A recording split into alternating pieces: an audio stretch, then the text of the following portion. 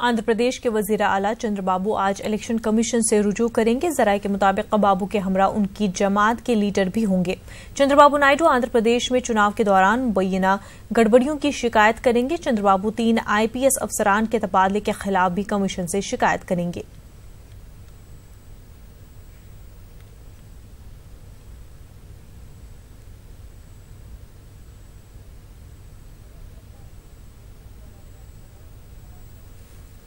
हमारे साथ हमारे नुमाइंदे अशरफ काजमी इस वक्त जुड़ चुके हैं। अशरफ, आपसे जानना चाहेंगे, चंद्रबाबू नायडू जो है इलेक्शन कमीशन से शिकायत करने वाले हैं, क्या कुछ है ये पूरा मामला?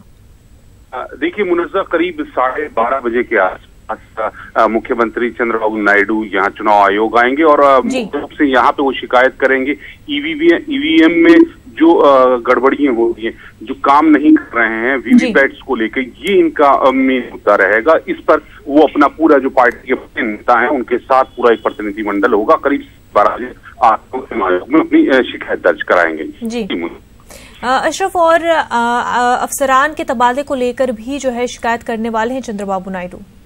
बिल्कुल, ये भी है कि कई अधिकारियों के ट्रांसफर